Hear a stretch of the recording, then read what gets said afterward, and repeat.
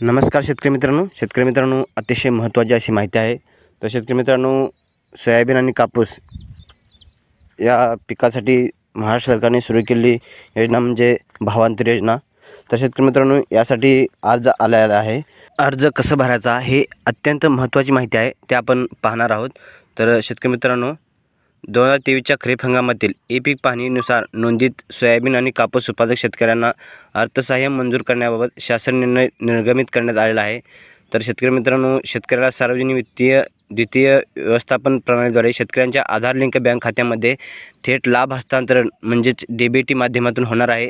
त्या अनुषंगाने अनुदानीय अर्थसहाय्य शेतकऱ्यांना अदा करण्यासाठी शेतकऱ्यांच्या आधार संबंधी माहितीचा वापर करण्याबाबत त्यांच्याकडून घेण्यात येणारी संमती पत्राचा नमुना तसेच सामायिक खातेदारांच्या बाबतीत एकाच खातेदारास अर्थसहाय्य वितरित करण्याच्या अनुषंगाने घ्यावयाचा ना हरकत प्रमाणपत्र जोडून देणे आवश्यक आहे. त्यासोबत प्रमाणपत्र जोडून द्यायचं आहे. तर शेतकरी मित्रांनो, सन 2023च्या खरीप हंगामातील ई पीक पाहणी पोर्टलद्वारे नोंदित कापूस व सोयाबीन उत्पादन शेतकऱ्यांना अर्थसहाय्य कृषी विभागाच्या व अन्य योजनांतर्गत अनुदान उपलब्ध करून देण्यासाठी मी खाली सही करणार. या संमतीपत्राद्वारे मी माझ्या आधार क्रमांकाचा वापर करून त्यामध्ये बायोमेट्रिक आणि तत्सम प्रणालीद्वारे प्राप्त वैधतेसह मला मिळवायच्या लाभासाठी आधार लाभ अभियान 2016 नुसार संमती देत आहे. माझ्या आधार संबंधी माहितीचा वापर केवळ माझी ओळख पटविण्यासाठी करण्यात येणार आहे, तर कोणत्याही अन्य कारणासाठी वापरली जाणार नाही ही खात्री बाळगतो. तर त्यानंतर तुम्हाला तुमचा जिल्हा लिहायचा आहे, त्यानंतर तुमचा तालुका, त्यानंतर गाव आणि शेतकऱ्याचे संपूर्ण नाव आधारनुसार मराठी व इंग्रजीमध्ये लिहायचं आहे. पहिले नाव तुमचे, मधले नाव, त्यानंतर आडनाव, त्यानंतर इंग्रजीमध्ये नाव लिहायचं आहे. तुमचं पहिलं नाव, नंतर मधलं नाव, त्यानंतर सरनेम म्हणजे आडनाव. तर त्यानुसार तुमचं आधार नंबर जे आहे ते इंग्रजीमधून लिहायचं आहे.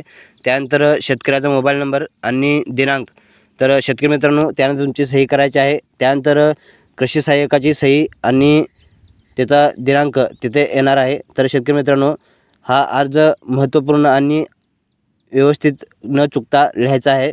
तर शेतकरी मित्रांनो, आपल्याला संमतीपत्र म्हणजे सामायिक क्षेत्र जे असेल तर त्यासाठी आपल्याला संमतीपत्र जोडावं लागणार आहे. तर त्यामध्ये लाभार्थी कोण निवडायचा ते आपण पाहणार आहोत.